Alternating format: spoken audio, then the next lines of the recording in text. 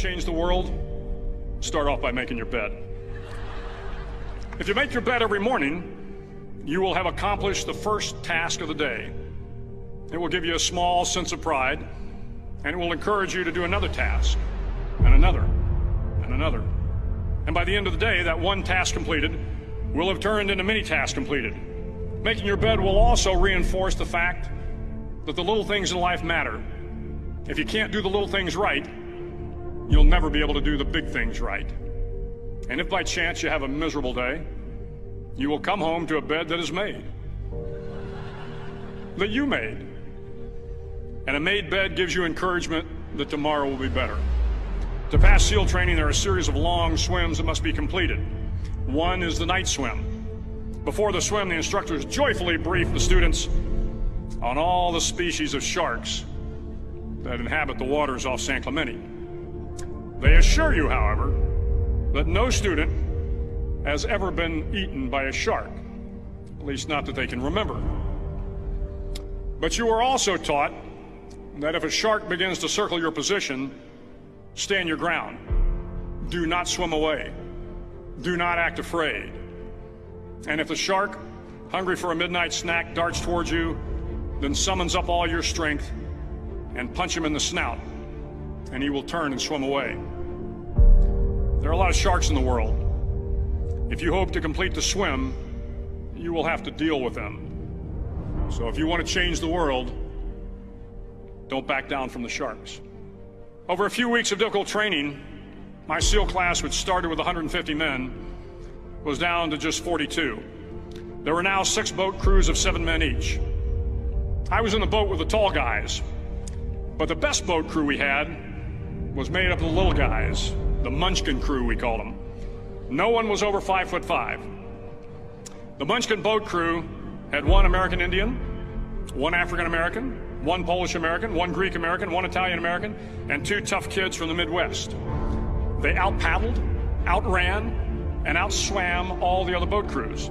The big men in the other boat crews would always make good-natured fun of the tiny little flippers the Munchkins put on their tiny little feet prior to every swim.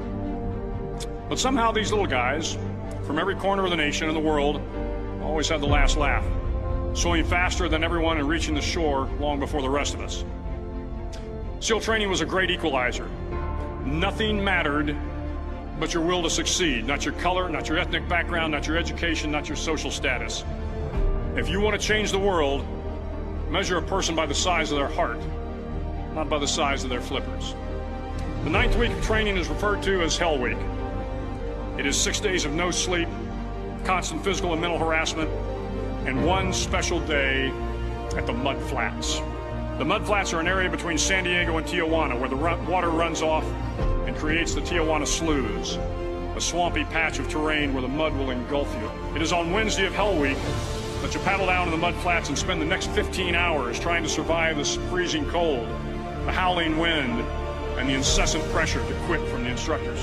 As the sun began to set that Wednesday evening, my training class, having committed some egregious infraction to the rules, was ordered into the mud. The mud consumed each man till there was nothing visible but our heads.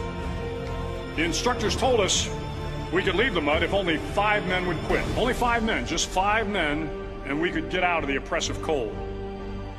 Looking around the mud flat, it was apparent that some students were about to give up. It was still over 8 hours till the sun came up. 8 more hours of bone-chilling cold. The chattering teeth and the shivering moans of the trainees were so loud, it was hard to hear anything. And then one voice began to echo through the night. One voice raised in song. The song was terribly out of tune, but sung with great enthusiasm. One voice became 2, and 2 became 3, and before long, everyone in the class was singing. The instructors threatened us with more time in the mud if we kept up the singing, but the singing persisted, and somehow the mud seemed a little warmer, and the wind a little tamer, and the dawn not so far away. If I have learned anything in my time traveling the world, it is the power of hope. The power of one person, a Washington, a Lincoln, King, Mandela, and even a young girl from Pakistan, Malala. One person can change the world by giving people hope. So if you want to change the world, start each day with a task completed. Find someone to help you through life. Respect everyone. Know that life is not fair and that you will fail often. But if you take some risks, step up when the times are the toughest, face down the bullies, lift up the downtrodden, and never, ever give up. If you do these things, the next generation and the generations that follow will live in a world far better than the one we have today. And what started here will indeed have changed the world for the better.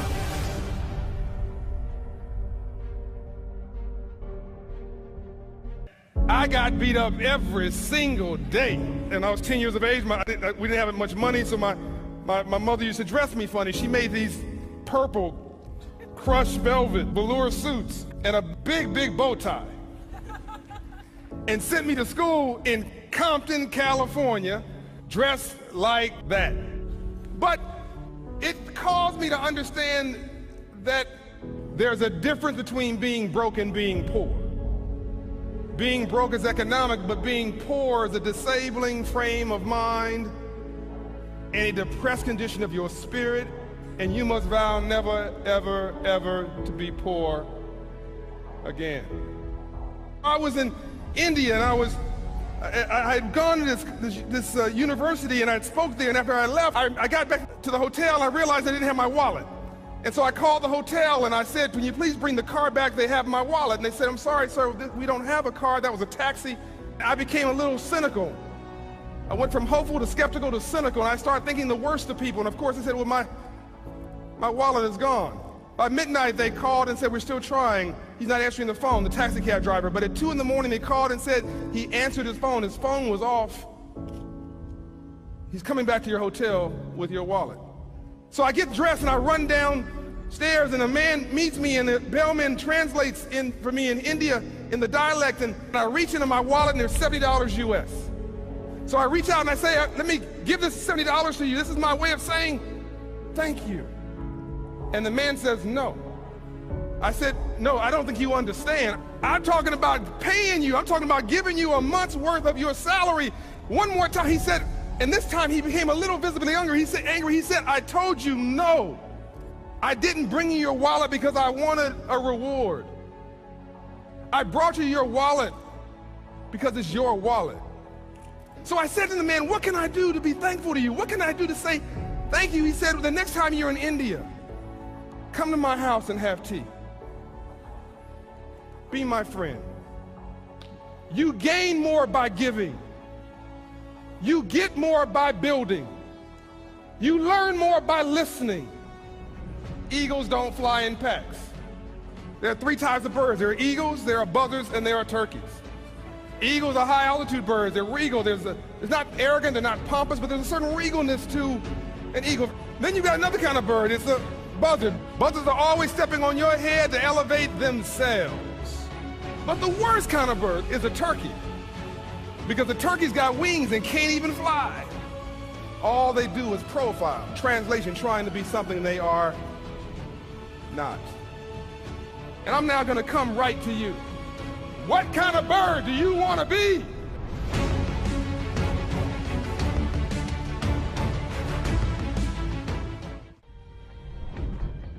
You don't owe these people anymore.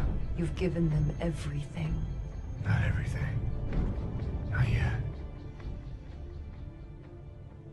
See now what would have to become to stop men like him. If you make yourself more than just a man, if you devote yourself to an ideal, if they can't stop you, then you become something else entirely. Legend. You go after and you give it all you have. If you lose, at least you try, man. I failed. It's 10 times more of a man than someone said, what if? Because what if never went to the arena? That's called courage. Now that's the stuff leaders should be made of. Think something's wrong, maybe it's time to stop. No, it's time to move for you first. Mentally, you must believe it before you physically start. I choose to rise, not fall. I choose to live, not die. The day will be that day. Not tomorrow, not next week, but right now, right here. Police will change my world. History will remember me. I will define myself. I will never go out. Not knowing I've given everything I tried. Because who am I?